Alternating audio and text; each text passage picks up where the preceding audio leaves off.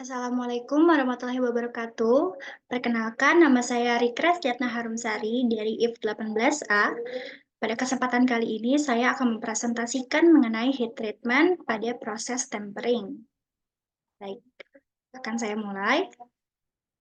Jadi yang pertama-tama kita perlu ketahui dulu nih, apa itu tempering? What is tempering?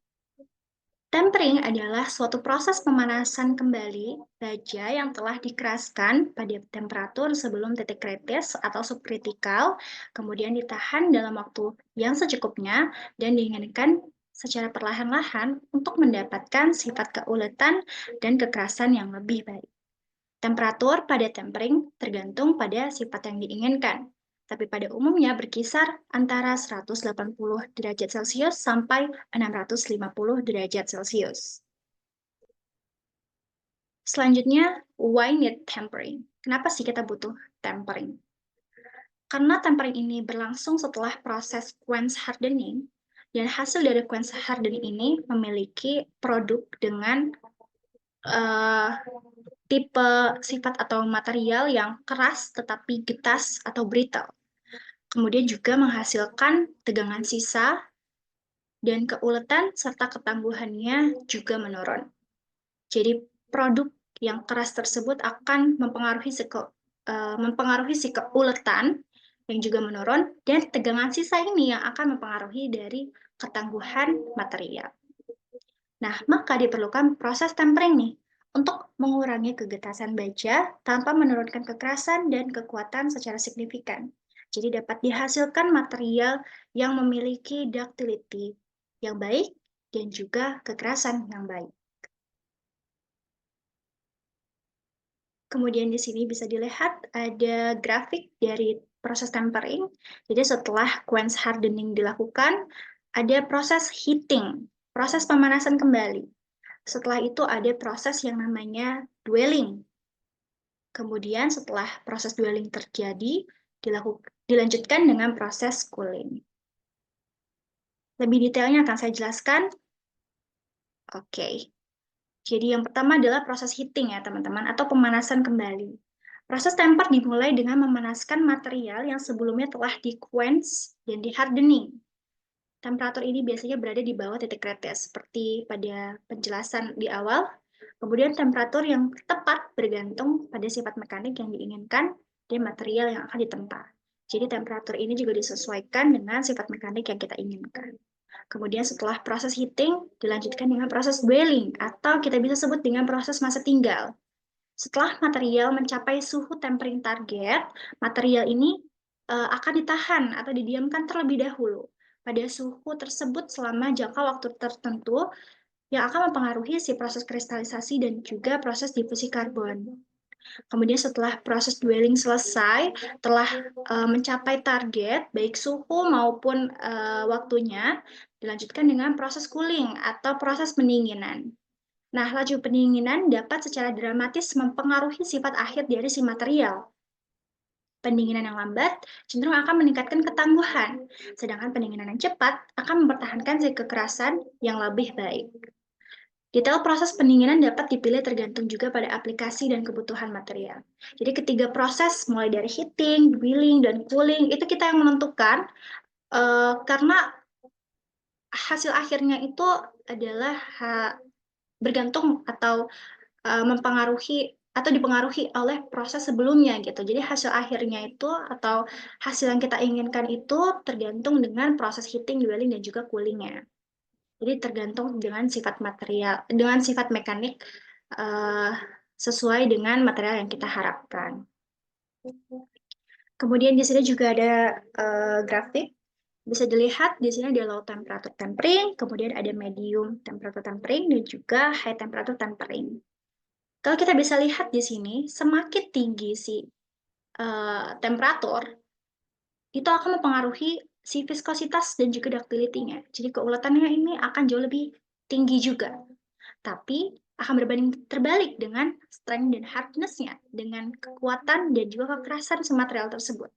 Jadi semakin tinggi temperatur, akan semakin tinggi juga keuletannya, dan akan berbanding terbalik nih dengan si strength dan hardness-nya. Jadi Dari grafik kita bisa lihat dengan jelas ya bahwa temperatur itu mempengaruhi sekali keuletan dan juga kekerasan dari si material.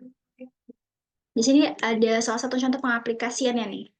Pada suhu rendah, sekitar 150 sampai 300 derajat Celcius, itu biasanya material ini akan dikurangi kerapuhan logamnya. Contoh pengaplikasiannya itu adalah pada alat potong dan juga mata bor.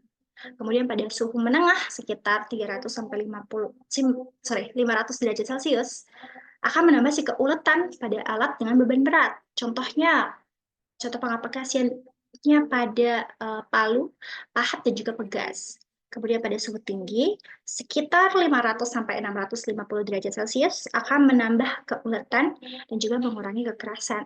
Contohnya pada roda gigi dan juga poros.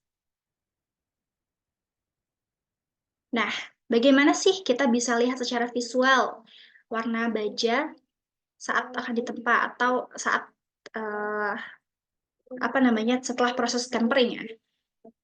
Di sini ada salah satu tabel yang saya dapatkan. Ini contoh aja dari warna tempering pada baja karbon. Kita lihat dulu penjelasannya.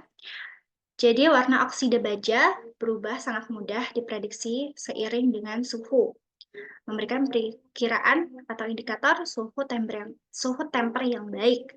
Misalnya pada suhu 200 sampai 300 derajat Celcius, baja akan berubah warna menjadi kuning pucat atau warna jerami. Tapi pada suhu 300 sampai 400 derajat Celcius, warnanya akan berubah menjadi emas atau emas kecoklatan. Pada suhu 400 sampai 500 derajat Celcius, warna yang dihasilkan adalah abu-abu. Ini adalah salah satu contoh aja ya teman-teman secara general nih. Baja itu kalau dilakukan proses temper pada suhu sekian, visualnya tuh akan seperti apa sih uh, color dari material itu akan seperti apa sih? Nah, di sini ada salah satu contohnya nih. Misalnya kita memanaskan material pada suhu 260 derajat Celcius. Pada suhu 260 derajat Celcius ini, si karbon atau material yang kita panaskan itu memiliki warna jingga. Nah, warna jingga ini biasanya pengaplikasiannya nanti pada hasil akhirnya adalah pada kapak, pahat kayu, cetakan benang, perkakas tekan, dan lain sebagainya. Lalu gimana nih kalau misalnya kita punya material yang dipanaskan pada suhu 221 derajat Celcius atau di tempering pada 221 derajat Celcius. Warnanya akan menjadi kuning terang. Nah, biasanya pengaplikasiannya itu pada primer atau alat tepi. Di bawah dari 221 derajat Celcius ini ada pisau atau palu, warnanya ini warna kuning pucat.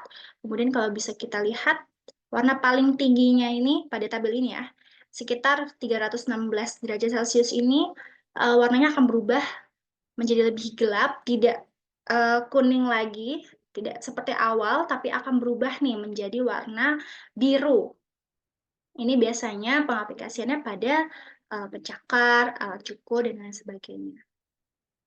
Nah, material-material yang ada di sini juga adalah merupakan hasil dari proses tempering. Jadi, tempering itu banyak digunakan pada industri, misalnya pada otomotif, seperti pembuatan roda gigi, atau pembuatan as, dan lain sebagainya. Kemudian, pembuatan juga nih ada uh, alat bubut ya, alat bubut atau mata bor dan lain sebagainya itu bisa kita dapatkan setelah proses tempering ini terjadi. Nah, setelah suhu tersebut didapatkan, maka dilanjutkan ya dengan proses pendinginan nih. Biasanya alat akan didinginkan dalam air dingin. Tidak hanya pada air dingin ya, banyak fluida lain yang dapat menjadi uh, cooling, menjadi cooler untuk si material setelah proses tempering. Baik, sekian dari saya. Terima kasih. Assalamualaikum warahmatullahi wabarakatuh.